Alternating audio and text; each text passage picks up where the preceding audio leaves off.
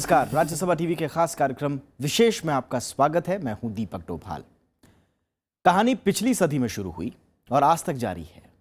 कहानी मानवीय त्रासदी के बोझ के मानंद है। इसमें लोगों के जख्म हैं और चारों तरफ बारूदी हवा है। आस है तो बस एक, आज़ादी की। 1947 में संयुक्त राष्ट्र ने बंटवारे पर मुहर लगाई थी। अगले साल एक मुल्क बना, वो बना इजराइल। दूसरे को भी बनना था, लेकिन वो आज भी संघर्ष कर रहा है। इजराइल ने उस पर भी दावा ठोक रखा है। जी, हम बात कर रहे हैं फिलिस्तीन की। भारत शुरू से ही आधिकारिक तौर पर फिलिस्तीन के पक्ष में रहा है। दुनिया के तमाम मुल्कों ने फिलिस्तीन के पक्ष में सद्भावना भी जाहिर की, लेकिन न वो आज़ाद देश बना और न ही वहां शांति बहाल हो सकी। फिलिस्तीन के लोगों की जिंदगी में युद्ध एक जरूरी हिस्सा बन गया है। संयुक्त राष्ट्र हर साल 29 नवंबर को फिलिस्तीनियों के प्रति अंतर्राष्ट्रीय सद्भावना दिवस मनाता है। आज हम इसी दिवस के बहाने आपको दिखाएंगे फिलिस्तीन की कहानी, वहां के सवाल, मानवाधिकार के मुद्दे और मध्य पूर्व की राजनीति में पीछे छूट गई अंतर्राष्ट्रीय कोशिश। तो आइए शुरू करते हैं आज का विशेष।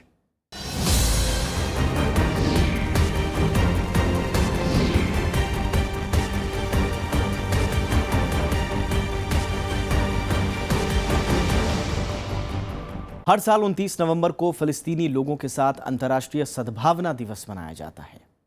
यह दिवस फिलिस्तीनियों के संघर्ष और उनकी जिंदगी में शांति कायम करने के उद्देश्य से मनाया जाता है। असल में बीते 7 दशकों से इजराइल और फिलिस्तीन के बीच संघर्ष में फिलिस्तीनियों को ज्यादा खोना पड़ा है। यही वजह है कि संयुक्त राष्ट्र 29 नवंबर को इस संघर्ष के शांतिपूर्ण समाधान को लेकर प्रतिबद्धता दोहराता है।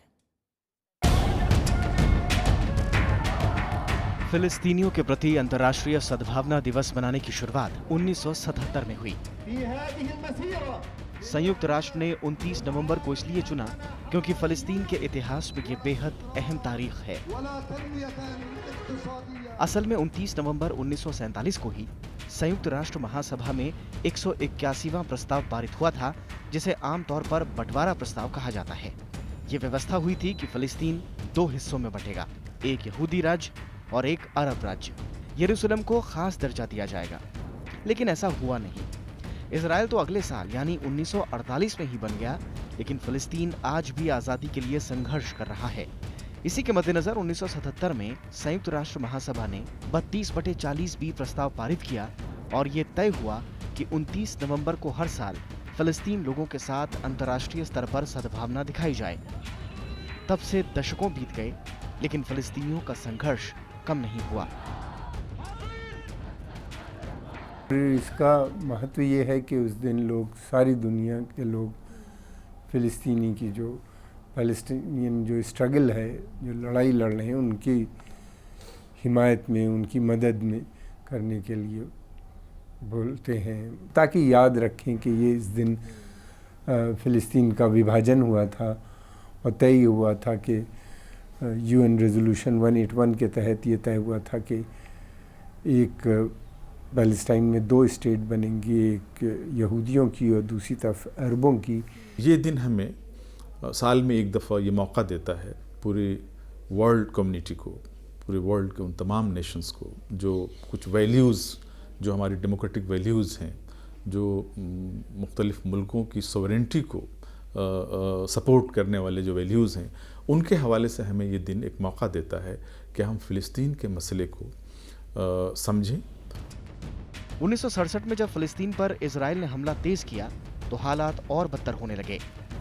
इसी के 1 दशक बाद संयुक्त राष्ट्र ने इस दिवस की शुरुआत की।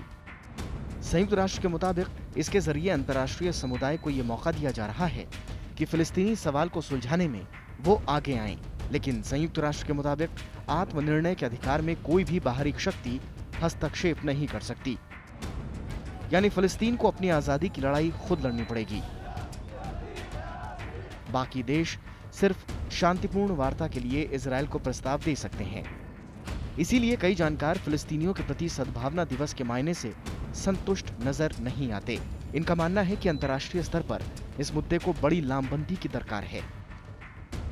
वर्ल्ड कम्युनिटी की जो तवज्जो होनी चाहिए थी फ़िलिस्तीन के मसले पे, फ़िलिस्तीनी आवाम के जो प्रॉब्लम्स हैं, उनकी जो दिक्कतें हैं, वो उस तरह से आज अटेंशन का सेंटर नहीं बने हुए हैं, क्योंकि जो टर्मोइल है उस पूरे रीजन में, उसकी वजह से वो तवज्जो हट गई है। लेकिन फ़िलिस्तीन के जो मसाइल हैं, फ़िलिस्तीनी आवाम के जो मसाइल हैं, उनकी आज़ादी का जो मसला है, उनकी सोवरेंटी का जो मसला है, ये जो समस्या उनकी सोवरेंटी का है, और जिस तरह के एग्रेशन का शिकार आज भी फ़िलिस्तीन के आवाम हो रहे हैं, मैं समझता हूँ कि वो मसला ज्यों का त्यों वहाँ पड़ा हुआ है। संयुक्त राष्ट्र के ऐलान के बाद इस तारीख पर फिलिस्तीनियों के प्रति कई कार्यक्रम किए जाते हैं। हर साल संयुक्त राष्ट्र मुख्यालय में इस दिन खास बैठक होती है, जिसमें संयुक्त राष्ट्र महासचिव और महासभा के अध्यक्ष समेत सुरक्षा परिषद के अध्यक्ष और फिलिस्तीन के कई संगठन शामिल होते हैं। बैठक में फिलिस्तीन लिबरेशन संगठन और फिलिस्तीन अथॉरिटी के अध्यक्ष के संदेश भी यहाँ आमतौर पर पढ़े जाते हैं। संयुक्त राष्ट्र के जिनेवा और वियना दफ्तर में भी इस कार्यक्रम का आयोजन होता है। इस बार संयुक्त राष्ट्र महासचिव बान की मून ने फिलिस्तीनियों के हालात पर गंभीर चिंता जताई। उन्होंने कहा कि बीते वर्षों में पूरे मामले के शांतिपूर्ण समाधानों की 2 नाकाम कोशिश हुई, 3 हिंसक लड़ाइयां हुई और हजारों लोग मारे गए।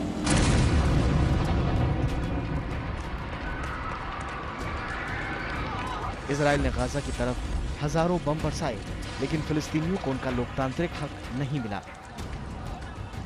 बान की मून ने यह भी कहा कि फिलिस्तीनियों की जिंदगी दिन ब दिन बदतर होती जा रही है। उन्होंने उम्मीद जाहिर की कि जल्द ही इस मामले का शांतिपूर्ण निपटारा हो। मोहम्मद फातेह टीपू के साथ ब्यूरो रिपोर्ट, राज्यसभा टीवी। फिलिस्तीन में जिंदगी किसी बुरे सपने से कम नहीं है। हर कदम पर मौत और हर तरफ मौत का खतरा। कब किधर से बम गिर जाए किसी को नहीं पता। आज़ादी की लड़ाई सालों से लड़ी जा रही है और इस दौरान लाखों लोग मारे जा चुके हैं। संयुक्त राष्ट्र फिलिस्तीन के पक्ष में सद्भावना जता चुका है। कई बार प्रस्ताव पारित हो चुके हैं, लेकिन फिलिस्तीन को ना आज़ादी मिली और ना ही शांति बहाल हुई।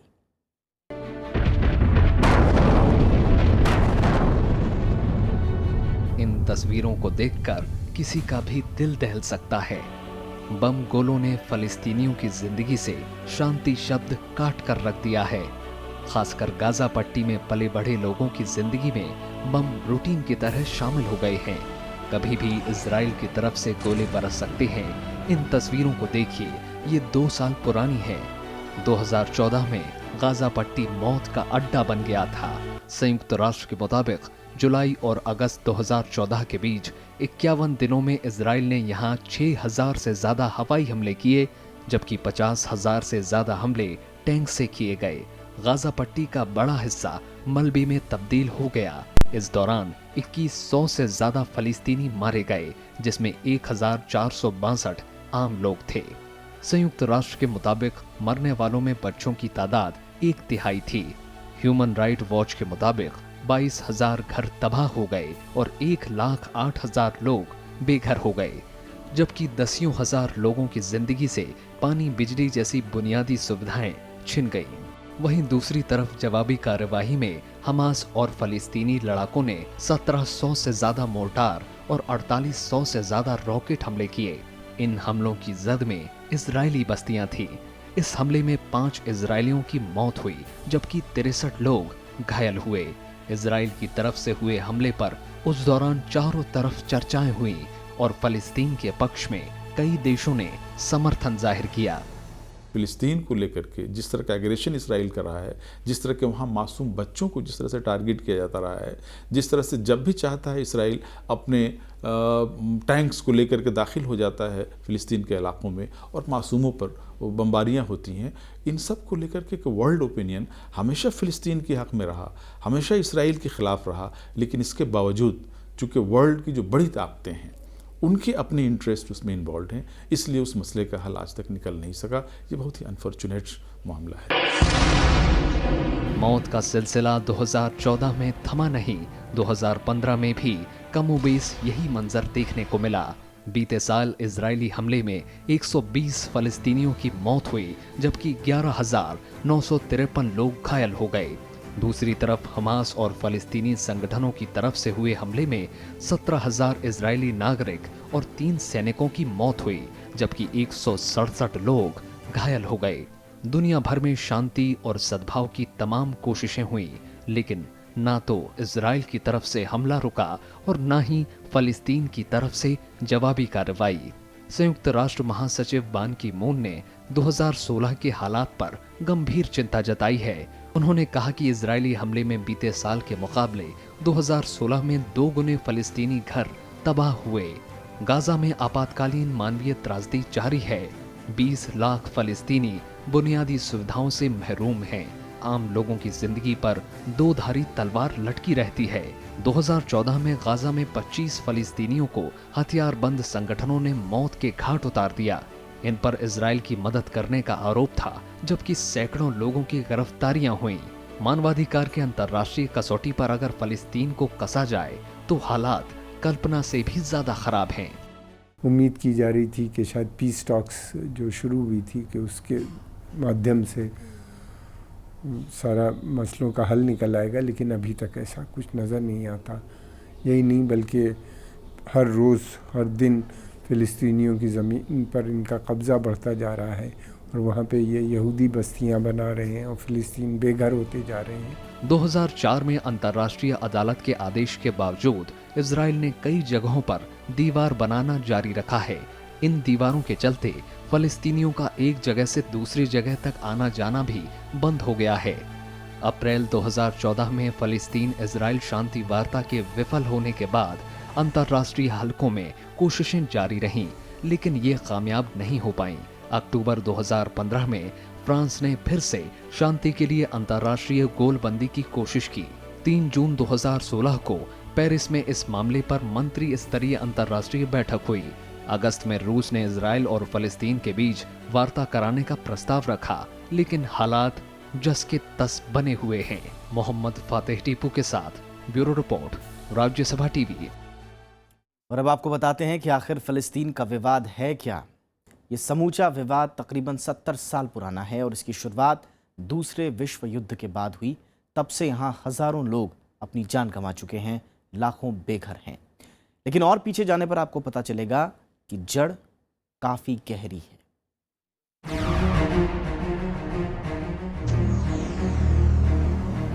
फलस्तीन पिछले 70 साल से मौत का तमाशा देखने को मजबूर है।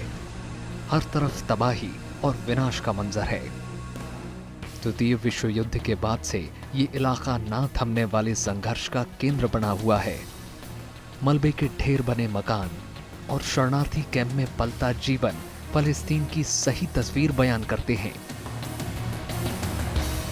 पिछले 70 साल में 6.5 लाख से ज्यादा फलस्तीन मुल्क छोड़कर दूसरे मुल्क में पनाह लेने को मजबूर हुए हैं। 1947 में जो भूभाग फलस्तीन कहलाता था, वो 2/3 से ज्यादा सिमटकर कुछ वर्ग किलोमीटर का गाजा और पश्चिमी तट रह गया है। फलस्तीन की मूल आबादी अपने ही मुल्क में बेघर और बेवतन है। हर रोज़ हर दिन फ़िलिस्तीनियों की ज़मीन पर इनका कब्ज़ा बढ़ता जा रहा है और वहाँ पे ये यहूदी बस्तियाँ बना रहे हैं और फ़िलिस्तीन बेघर होते जा रहे हैं। और वहाँ पे इसको लेके, विवाद को लेके काफ़ी टेंशन भी है, उस पूरे क्षेत्र में टेंशन है। और सभी चाहते हैं, दुनिया के अधिकतर देश चाहते हैं कि जो UN का रेजोल्यूशन है 181 उसको इम्प्लीमेंट करना चाहिए। इस विवाद का इतिहास काफी पेचीदा है। कुछ लोग दूसरे विश्व युद्ध के बाद अंग्रेजों के बनाए नए मुल्क इजराइल को विवाद का केंद्र मानते हैं। हालांकि इस इलाके में संघर्ष की शुरुआत इससे काफी पहले ही हो चुकी थी। इस इलाके पर मुसलमान, ईसाई और यहूदी बराबर का हक जताते हैं और इन तीनों ही धर्मों में यरूशलेम का बराबर धार्मिक महत्व है। दरअसल इब्राहिम इन तीनों ही धर्मों के प्रवर्तकों के पितामह माने जाते हैं और यरूशलेम इब्राहिम का शहर है। इब्राहिम के 2 बेटे थे, इस्माइल और इसाक।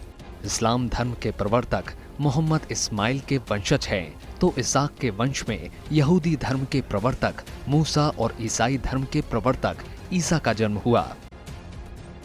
इस्राएली या जो यहूदी कम्युनिटी थी, उनको एक ख़ास तरह के मिशन के तहत पूरी दुनिया से ला करके वहाँ बसाया गया। उस रीजन में उनको आबाद किया गया। वो फ़िलिस्तीन का रीजन था, फ़िलिस्तीन का इलाका था। उनको डिस्प्लेस करके वहाँ पे कॉलोनियाँ बसाई गईं। इसराइल को एज ए स्टेट रिस्ट्रक्चर किया गया, उसको खड़ा किया गया, और जाहिर है कि फ़िलिस्तीनी आवाम के जो कॉज थे उनको एक तरह से अंडरमाइन किया गया। इस्लाम के उदय के साथ पश्चिम एशिया के इस इलाके में यहूदी और ईसाई आबादी कम होने लगी।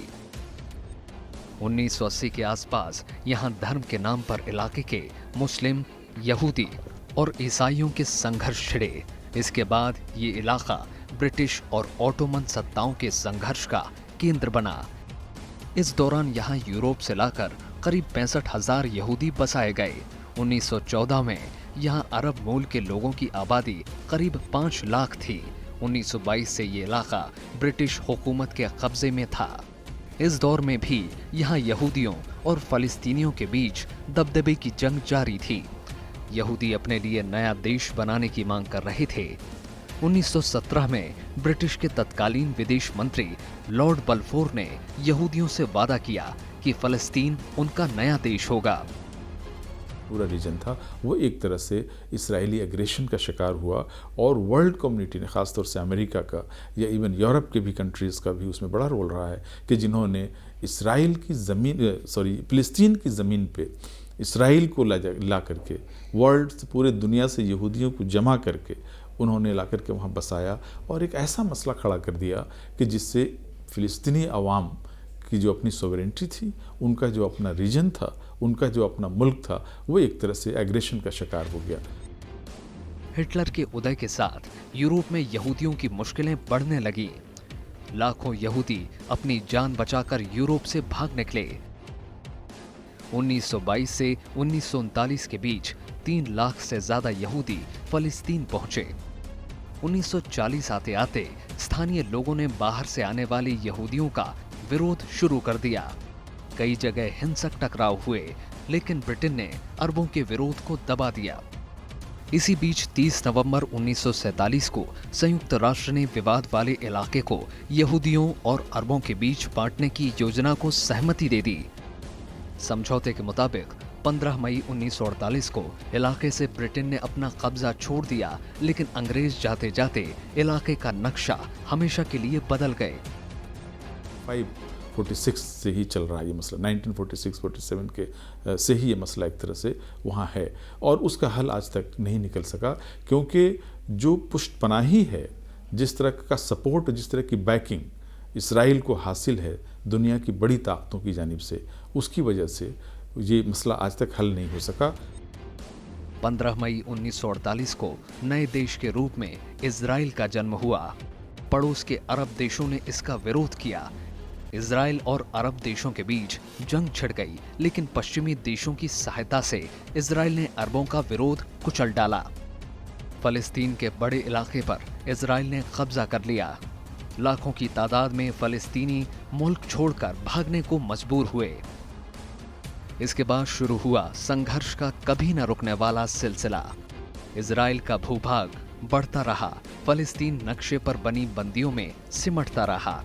फ़लस्तीन के नाम पर गाज़ा पट्टी और पश्चिमी तट नाम के 2 टुकड़े रह गए। यहाँ पे एक फ़लस्तीनी स्टेट बने जो कि लिबरल डेमोक्रेटिक स्टेट होगी, और ईस्ट यरूशलेम उसका कैपिटल होगा। ये तय हुआ था, सभी ने मिल के तय किया था, और उसकी शर्त यह है कि इजराइल ने जो फ़िलिस्तीनियों के इलाके पे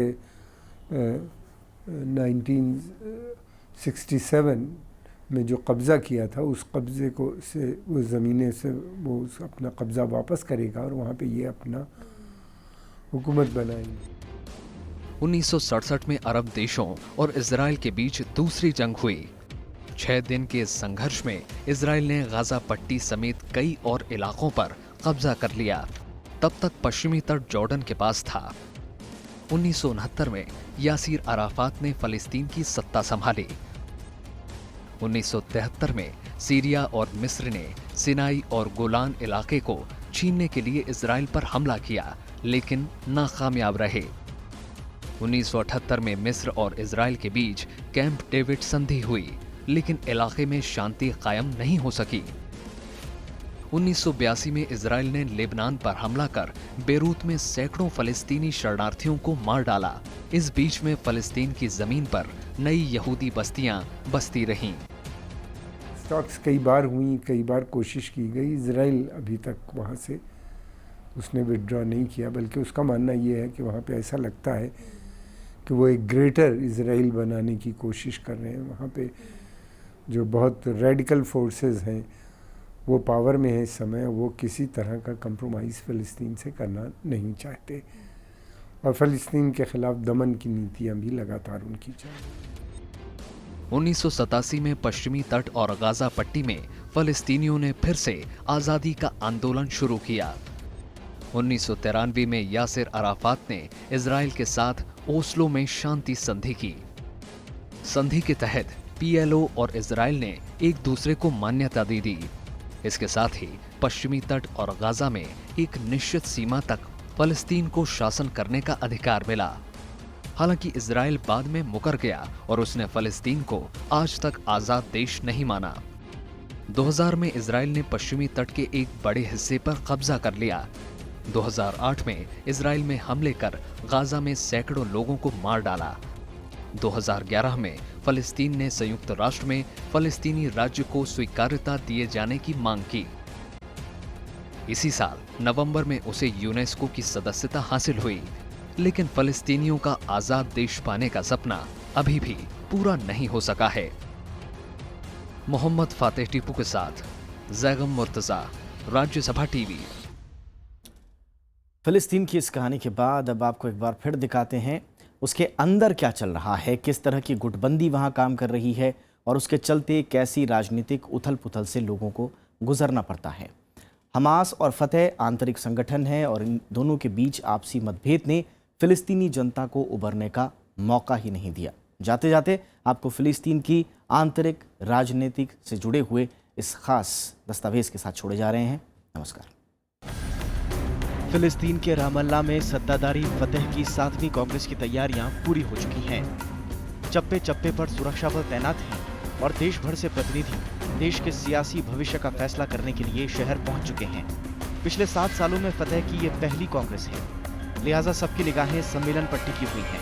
पिछले 10 सालों में फिलिस्तीन की राजनीति में ज्यादा बदलाव नहीं आया। राष्ट्रपति महमूद अब्बास यासिर अराफात के निधन के बाद से ही सत्ता पर काबिज हैं, लेकिन इस बार उनके उत्तराधिकारी का चुनाव कर उन्हें सम्मानजनक विदाई देने के कयास लगाए जा रहे हैं। نحن كفتحويون نأمل أن يكون هذا المؤتمر رافع لحركة فتح وأن يعيد القضية الفلسطينية إلى الواجهة السياسية كما كانت في السابق। माना जा रहा है कि अब्बास फिलहाल कुछ वक्त तक पीएलओ के शीर्ष नेता बने रहेंगे और कांग्रेस के आखिर में उनके नंबर 2 को चयनित किया जाएगा, जो बाद में पीएलओ की कमान संभालेगा।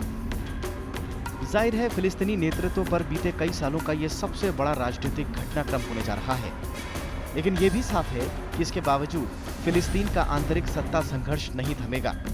दरअसल फिलिस्तीन में सत्ता संघर्ष की 2 धुरियां हैं। एक फतह जो पीएलओ के हाथ में है और जिसका वेस्ट बैंक पर कब्जा है, जबकि दूसरा है हमास जिसका गाजा पर राजनीतिक नियंत्रण है। दोनों के बीच सालों से इजराइल को मान्यता और दूसरे मसलों पर मतभेद चले आ रहे हैं। उनके मरने के बाद पीएलओ का मूवमेंट भी बढ़ गया। एक तरफ तो कट्टरपंथी चरमपंथी धार्मिक हमस का कब्ज़ा है गाज़ा पट्टी में, तो दूसरी तरफ लिबरल फोर्सेस हैं जो चाहते हैं डेमोक्रेटिक स्टेट हो, सेकुलर स्टेट हो। इसका पूरा फ़ायदा जो है वो इजराइल को हो रहा है। फ़िलिस्तीनियों की आपस में भी बंटवारा है और दूसरी तरफ इजराइल का भी दबाव उनके ऊपर लगातार बना हुआ है। एक दशक पहले यानी 2006 में जब फिलिस्तीन में संसदीय चुनाव हुए, उस वक्त आम चुनाव में हमास को बड़ी जीत मिली थी, लेकिन इजराइल, मिस्र और अमेरिका के दबाव में हमास को सत्ता छोड़नी पड़ी। इसके बाद हमास ने गाजा पर नियंत्रण स्थापित कर लिया। दोनों संगठनों ने अप्रैल 2014 में अपने मतभेदों को हल करने के लिए और मिलजुल कर सरकार बनाने पर सहमति जताई थी, लेकिन मतभेद आज भी बरकरार हैं। हमास और इजराइल के बीच आज भी रुक रुक कर जंग होती रहती है। हमास और इजराइल के लिए जंग हर बार फायदे का सौदा रहती है, लेकिन दुनिया के सबसे ज्यादा घनी आबादी वाले क्षेत्रों में से एक गाजा में रहने वालों का जीवन दिन ब दिन बदतर होता जा रहा है। गाजा की हवा, पानी और रास्तों पर इजराइल का पहरा है। गाजा पट्टी के लोग अपनी मर्जी से वेस्ट बैंक पर रहने वाले फिलिस्तीनियों से मिल भी नहीं सकते। अस्पताल से लेकर विदेश जाने तक फिलिस्तीनी इजराइल पर निर्भर हैं। गाजा पट्टी पर हजारों लोग रिफ्यूजी कैंपों में रह रहे हैं। फिलिस्तीनियों की इन परेशानियों से फतह और हमास दोनों वाकिफ हैं, लेकिन सालों से आपसी सत्ता संघर्ष के बीच आम लोगों की आवाज दबी हुई है, जबकि इसका फायदा इजराइल भरपूर उठाता रहा है।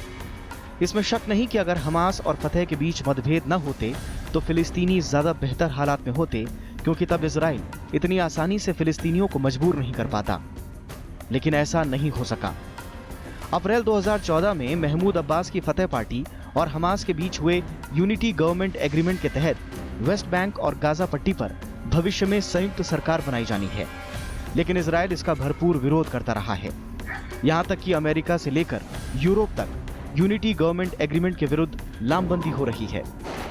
ये साफ है कि फिलिस्तीन समस्या की जड़ों में जितना इजराइल समाया हुआ है, उतना ही हमास और फतह का आपसी संघर्ष भी। जब तक हमास और फतह के बीच राजनीतिक सुलह नहीं हो जाती और इस सुलह को दूसरे देश मान्यता नहीं देते, तब तक फिलिस्तीनी अवाम दुश्वारियों से घिरी रहेगी।